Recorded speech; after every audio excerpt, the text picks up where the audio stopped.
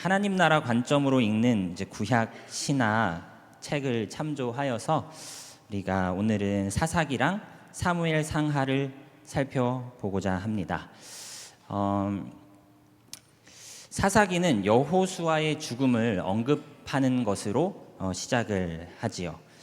여호수아가 죽은 후에 이스라엘 자손이 여호와께 여쭈어 이르되 우리 가운데 누가 먼저 올라가서 가나안 족속과 싸우리일까.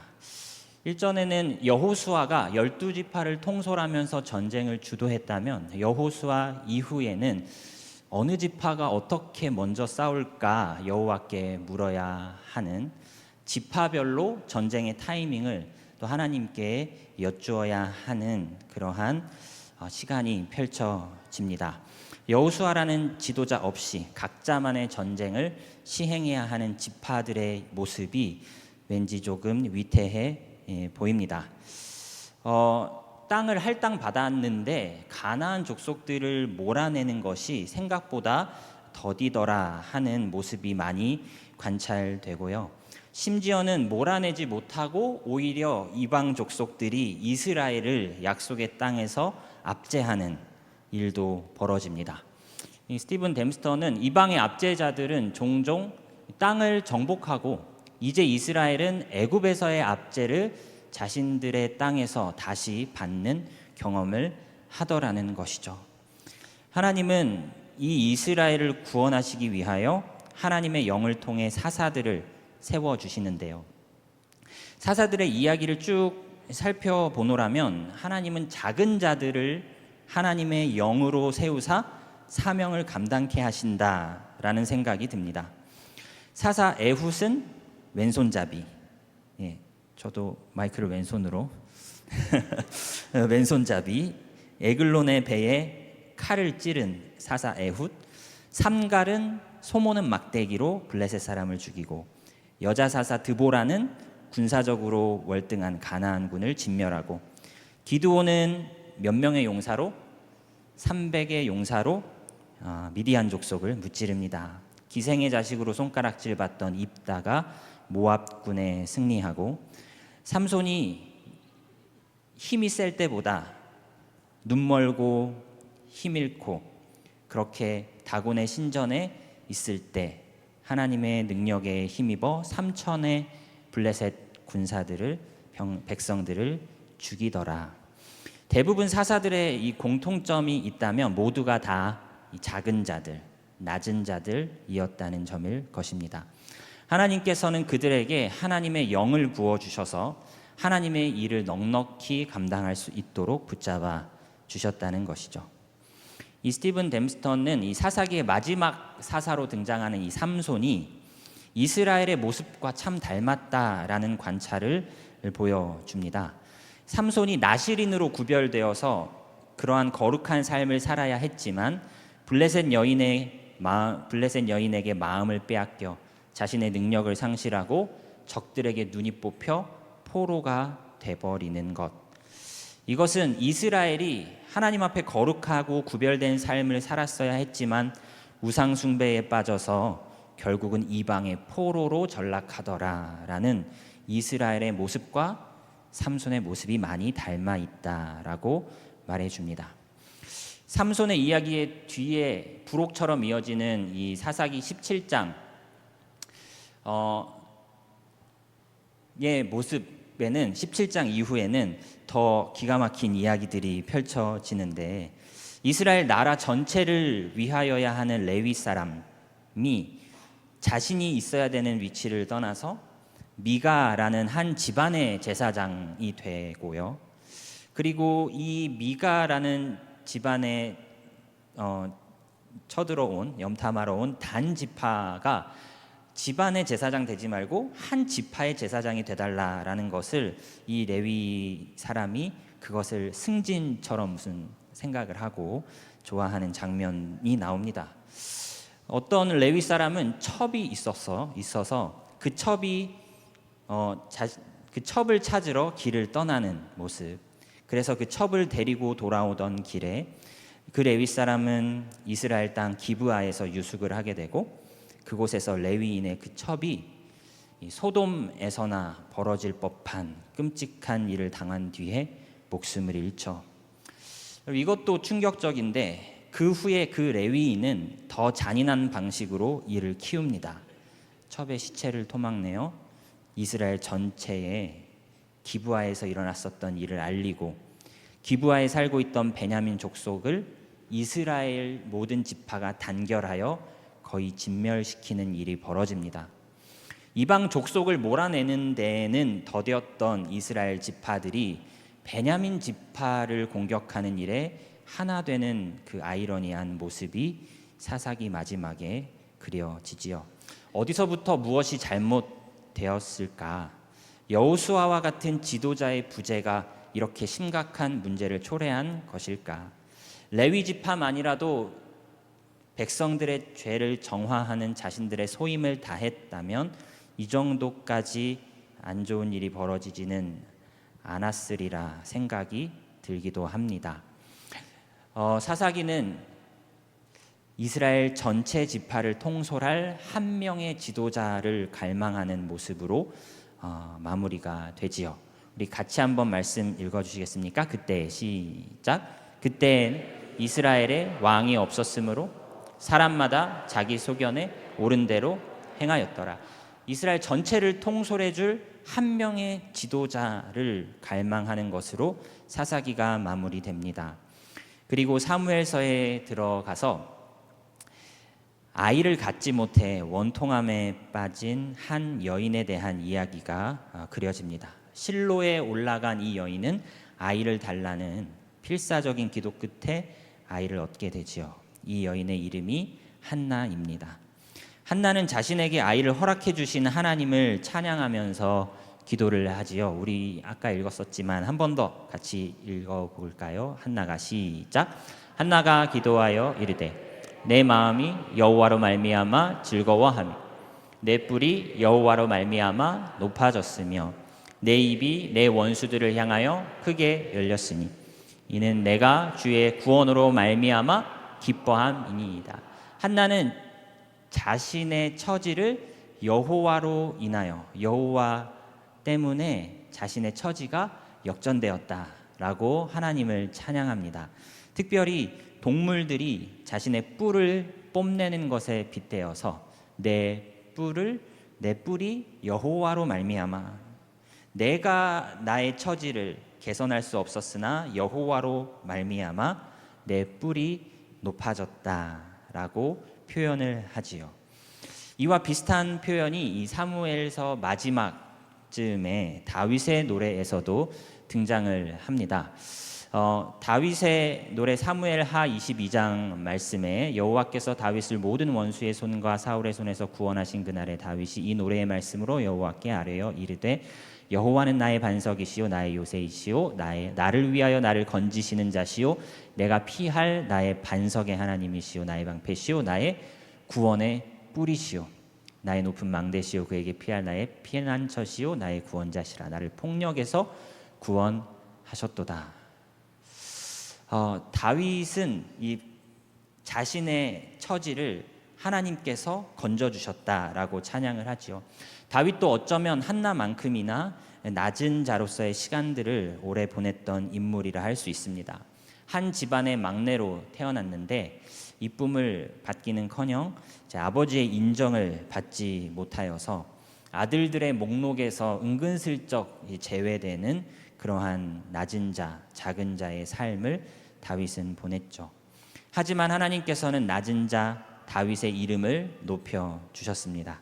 사울의 손에서 건져 주시고 이스라엘 주변 나라들과의 전쟁에서 승리하게 해 주시죠. 다윗은 이것이 모두 하나님의 도우심 덕분이었다라고 찬양을 합니다.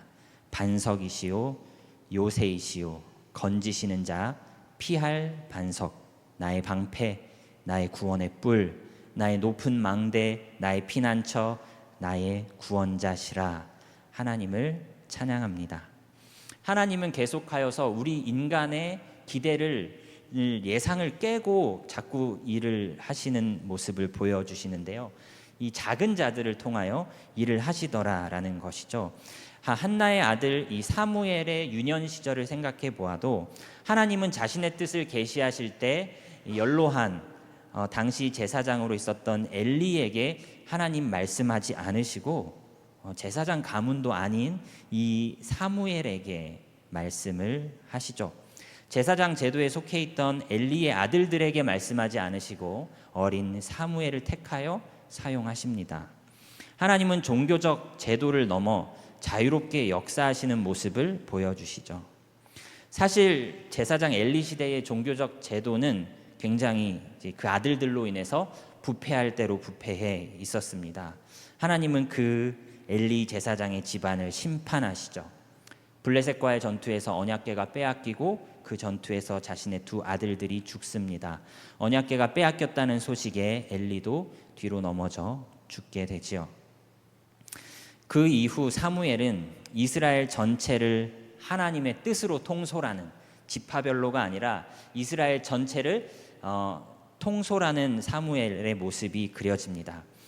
참 신실하게 탁월하게 리더십을 발휘해주는 이 사무엘을 보는 백성들의 마음이 참 안정되고 좋았을 것 같은데, 사무엘이 늙고 그 사무엘의 아들들의 행실을 보는 백성들의 마음이 슬슬 불안해집니다. 사무엘상 8장 말씀 보시면 사무엘이 늙음에 그의 아들들을 이스라엘 사사로 삼으니 장자의 이름은 요엘이요 차자의 이름은 아비야라. 그들이 브엘세바에서 사사가 되니라. 그의 아들들이 자기 아버지의 행위를 따르지 아니하고 이익을 따라 뇌물을 받고 판결을 굽게 하니라. 이 사무엘까지 좋은데 그 미래가, 그 이후가 너무 걱정이 된 이스라엘 백성들은 사무엘을 찾아가 왕을 세워달라고 요구합니다. 하나님께서 이 사사 세우셨다가 저 사사 세우셨다가 예상치 못하게 역사하는 그런 방식 말고 우리에게도 왕을 허락해 주셔서 그 리더십이 계속 그 아들의 아들로 계속 안정적으로 승계되는 그런 왕의 제도를 허락해 달라. 혈통적으로 리더십이 계속 이어지는, 이방 나라들도 다 갖고 있는 그런 왕정 제도를 우리에게도 허락해 달라. 눈에 확실히 보이는 그러한 통치였으면 좋겠다. 하나님의 영으로 작은 자, 이 작은 자, 저 작은 자 그냥 무작위로 세우는 그런 통치 말고 우리 눈에 보이는 안정적인 그러한 권세의 리더십을 우리에게 허락해 달라라고 요청을 하지요. 이스라엘의 모든 장로가 모여 라마에 있는 사무엘에게 나아가서 그에게 이르되 보소서, 당신은 늙고 당신의 아들들은 당신의 행위를 따르지 아니하니 모든 나라와 같이 우리에게 왕을 세워 우리를 다스리게 하소서 한지라. 우리에게 왕을 줘 우리를 다스리게 하라 했을 때에 사무엘이 그것을 기뻐하지 아니하여 여호와께 기도하매. 우리 7절 같이 한번 읽어주시겠습니까? 여호와께서 시작. 여호와께서 사무엘에게 이르시되 백성이 내게 한 말을 다 들으라. 이는 그들이 너를 버림이 아니요 나를 버려 자기들의 왕이 되지 못하게 함이니라. 여러분, 사무엘보다 하나님이 더 마음이 안 좋으신 것 같아요. 그들이 나를 버려 자기들의 왕이 되지 못하게 함이니라. 사실 누가 왕이었다는 뜻입니까? 네, 그들의 눈에는 보이지 않았을지 몰라도 이스라엘의 왕은 하나님이셨습니다. 하지만 이스라엘은 눈에 보이지 않는 하나님의 통치로 얻는 승리보다 눈에 보이는 인간 왕이 더 좋을 것 같다고 말하고 있죠. 눈에 보이지 않는 것은 불안하고 눈에 보이는 것은 의지하기 편하다라고 생각하는 인간의 연약함이 적나라하게 드러나는 요청이었던 것입니다. 모세는 이런 날이 올 줄 예상이라도 했던 것처럼 신명기에서 이스라엘 왕의 자격을 논한 적이 있었죠. 하나님의 율법을 가까이 하는 자, 하나님 앞에 겸손한 자가 이스라엘의 왕이 될 자격이 있다고 모세는 일전에 일러준 적이 있었습니다. 하나님은 이스라엘에게 왕정 제도를 허락해 주십니다. 이스라엘이 구한 것은 단지 인간의 눈에 보이는 인간 왕의 통치를 요청했지만 하나님께서는 눈에 보이지 않는 하나님의 통치를 인간이 구현해내는 걸 내가 한번 보여줘야 되겠다, 이렇게 작정하신 것 같아요. 인간은, 사람들은 그냥 눈에 보이는 리더십을 원했다면 하나님은 그 눈에 보이는 왕정제도를 허락하시면서 다른 계획을 생각하시는 것 같아요. 눈에 보이지 않는 하나님의 통치를 완벽히 구현해내는 인간 왕을 세워 보여줄게. 이 하나님의 뜻의 성취는 예수 그리스도에 가서라야 성취가 되는 것이겠지만, 일단은 하나님께서 왕을 세워 주십니다. 첫 왕으로 정말 눈에 잘 보이는, 이스라엘의 어떤 남자들보다도 키가 큰 그러한 왕을 세워 주시죠. 베냐민 지파의 기스라 이름하는 유력한 사람이 있으니 그는 아비엘의 아들이요 스롤의 손자요 베구라스의 증손이요 아비야의 현손이며 베냐민 사람이더라. 기스의 아들 이 사울을 세우는데 사울의 외모가 묘사가 됩니다. 이스라엘 자손 중에 그보다 더 준수한 자는 없고 잘생겼나 봐요. 키가 모든 백성보다 어깨 위만큼 더 컸더라. 눈에 보이는 왕, 정말 눈에 보기 좋게 잘생기고 키가 누구보다도 큰 그런 사람을 왕으로 세워 주시죠. 하나님은 이 키가 큰 인간 왕 사울을 세워 주시는데, 이 왕이요 자기보다 더 키가 큰 사람 앞에 완전히 작아지는 모습을 보이고 맙니다. 블레셋에서 가장 키 큰 사람이 쳐들어와요. 그러니까 이스라엘에서는 누가 나가야 됩니까? 제일 키 큰 사람이 나가주면 좋은데 사울이 뭐라고 말해요? 저 골리앗을 쓰러뜨리는 자에게 내가 많은 재물 줄게. 자기는 안 나가고 저 골리앗을 쓰러뜨리는 자에게 내 딸과 결혼하게 해줄게, 이렇게 말을 하죠. 각종 무기까지 완벽히 갖춘 이 골리앗 앞에 누가 나섭니까?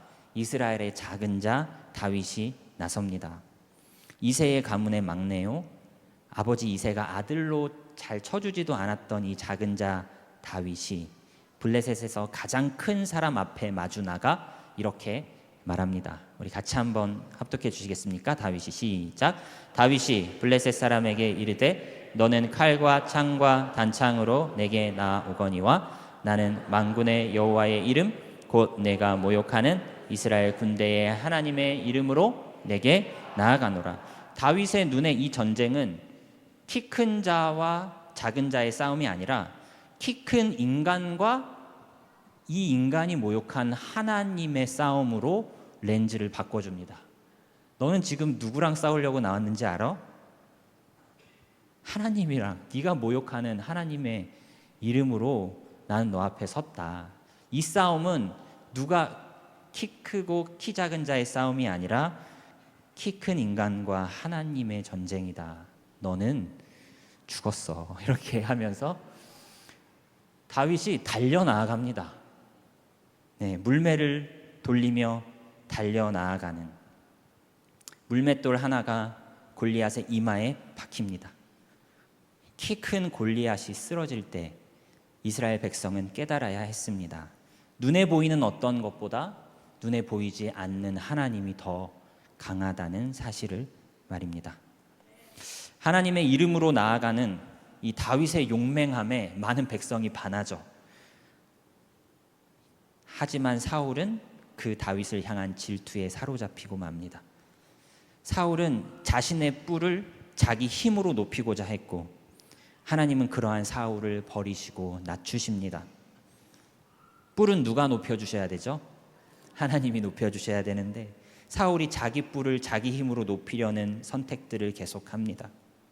하나님은 베냐민 지파의 사울이 아니라 유다 지파의 다윗을 택하시고 그리고 다윗의 아들을 자기의 아들로, 하나님의 아들로 여기시겠다 약속하시며 그의 왕조가 영원할 것이다 라고 말씀해 주시죠.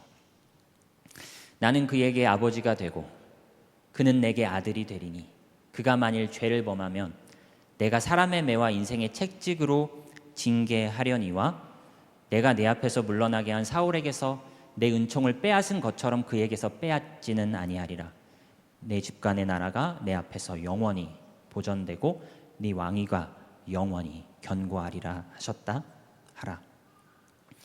다윗과 그의 후손들이 죄를 범한다 할지라도 하나님은 징계는 하시겠지만 은총은 거두지 않겠다. 사울에게는 낮추시고 버리셨지만 혹 너희 자손이 범죄한다 할지라도 나는 징계는 하되 은총을 거두지는 않을 거야. 너의 왕위가 영원히 견고할 것이다. 너의 나라가 영원할 것이다. 약속해 주시죠. 이제 언약 이야기는 한 사람 이야기로 집중됩니다. 아브라함 언약은 씨 땅 복을 약속하시고 나라를 성취하시는 하나님으로 그려졌다면, 시내산 언약은 그 나라가 율법을 온전히 순종해야 하나님의 뜻이 펼쳐질 거다라는 식의 이야기를 그려줬다면, 이 다윗 언약은요, 다윗의 아들 한 명으로 말미암아 이스라엘이 하나님의 뜻을 실현시키는 나라가 될 거다. 눈에 보이지 않는 하나님의 통치가 다윗의 아들이라는 인간에게 구현되어서 그 아들의 출현으로 말미암아, 눈에 보이지 않는 하나님의 통치를 완벽히 구현해내는 인간 왕의 출현으로 말미암아 이 땅에 하나님의 나라가 임할 것이다 라는, 영원한 나라가 임할 것이다 라는 소망을 우리에게 약속해 주시죠. 한 인물을 기다리는 그림으로 압축이 된다는 것입니다. 이 놀라운 약속을 받은 다윗이요, 얼마 지나지 않아 그 명성이 곤두박질 치는 사건이 벌어지고 맙니다. 여러분, 이스라엘이 시내산에서 율법을 받고 하나님과 신랑과 신부가 막 결혼한 것과 같은 아름다운 언약식이 있자마자 금송아지 숭배에 빠졌던 것처럼 놀라운 약속을 받은 다윗이 밧세바 사건을 통해 참으로 비참하고 비천한 모습을 보입니다. 자신이 저지른 부정한 일로 인하여서 훗날 자신과 비슷한 일을 저지르는 압살롬을 훈계할 명분을 갖지 못하고 자식에게 쫓겨 유리하는 삶을 지내야 했습니다. 하지만 하나님께서는 징계는 하시되 은총은 거두지 않으시겠다 하셨죠. 사무엘하 마지막 부분 21에서 24장의 구조를 이렇게 정리를 해볼 수 있는데요. 다윗 이야기로 사무엘하를 마무리해주는 구조입니다.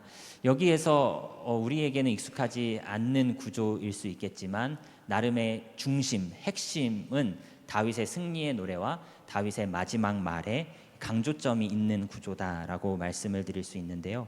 이 구조의 중심부인 저 C 파트에서 다윗은 일생 동안 거둔 모든 승리가 하나님 덕분이었습니다라는 찬양과 노래를 주님께 올립니다. 자신은 연약하지만 하나님은 강하시다.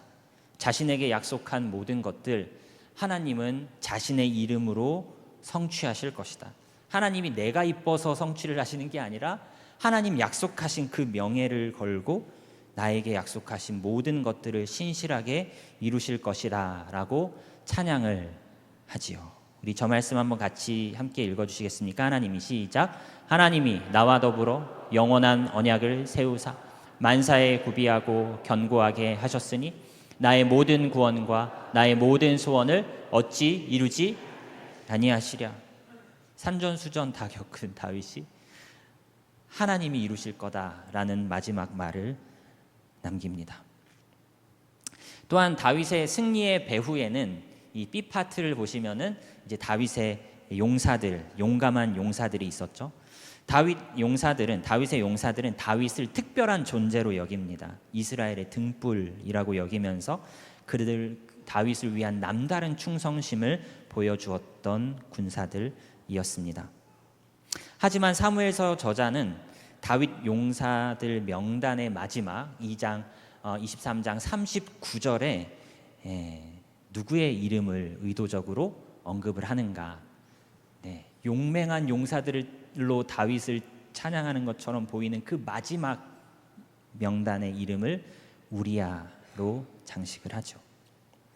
우리야를 등장시킴으로 다윗의 인생에 분명한 오점이 있음을 우리로 기억하게 해줍니다. 그리고 다윗의 인생의 두 번째 5점이라고 할 수 있는 인구조사의 사건이 기록이 되는데요. 다윗이 이스라엘 인구를 조사할 것을 명령합니다. 이것은 흔히 이방의 왕들이 자신의 뿔을 스스로 높일 때, 내가 가진 군사력이 얼마고 내가 거둘 수 있는 세금의 규모가 어느 정도인지 가늠하기 위해서, 자신을 으스대기 위해서, 자신의 뿔을 높이기 위해서 보통 시행을 명하는 게 인구조사인데, 다윗이 이방 왕들처럼 자신의 뿔을 스스로 높이고자 인구조사를 명하더라는 것이죠. 다윗의 신하 요압이 말립니다. 하나님께서 얼마든지 더 주실 수 있는데 왜 이런 일을 하려 하십니까? 라고 말리고자 했지만 다윗의 마음이 확정된 상태였어요. 다윗이 눈에 보이는 숫자로, 눈에 보이는 것으로 자신의 안정감을 삼고자 합니다. 눈에 보이지 않는 하나님보다 눈에 보이는 것으로 자신의 안위를 삼고자 합니다. 하나님께서 전염병으로 백성들을 치셨고 다윗이 자신의 죄를 황급히 회개함으로 백성들을 구원하고자 합니다. 다윗이 무엇이라 기도하는가? 다윗은 백성들 대신 자신의 집을 치소서라고 말하며 하나님의 자비를 요청합니다. 다윗이 백성을 치는 천사를 보고 곧 여호와께 아뢰어 이르되 나는 범죄하였고 악을 행하였거니와 이 약무리는 무엇을 행하였나이까 청하건대 주의 손으로 나와 내 아버지의 집을 치소서. 여러분, 저는 다윗이 언약을 기억하고 이러한 대사를 한 것 같아요. 주님, 나와 내 아버지의 집을 치소서. 주님은 징계는 하시되 은총은 거두지 않으시겠다는 그 약속을 아마 다윗은 마음에 품고 저 표현을 하는 것 같습니다. 하나님, 백성에게 돌아갈 저주, 내 잘못이니까 나와 내 아버지의 집을 치소서. 하나님께서는 이 기도를 들어주시죠. 미래에 성전이 세워질 장소인 이 아라우나의 타작마당에서 다윗이 드리는 제사를 받아주십니다. 그리고 이스라엘을 향한 재앙을 거두어 주시죠. 이스라엘을 향한 저주가 미래의 성전이 지어질 장소에서 다윗의 기도로 인하여 거두어진다. 여러분, 이스라엘에게 내려야 할 저주가 성전이 지어질 장소에서 다윗의 기도로 인하여 멈춰진다. 여러분, 다윗의 아들 예수 그리스도께서 예루살렘에서 십자가 지심으로, 십자가 제사 드리심으로 자기 백성을 구원해 주시는 그 미래의 그림을 예표라도 해주는 것 같습니다. 그 아들, 그 다윗의 아들로 인하여 이 땅에 눈에 보이지 않았던 하나님의 통치가, 하나님의 나라가 더욱 혁혁하게 이루어진다. 하나님은 계속하여 언약의 성취를 염두에 두고 역사를 진행해 가고 계십니다.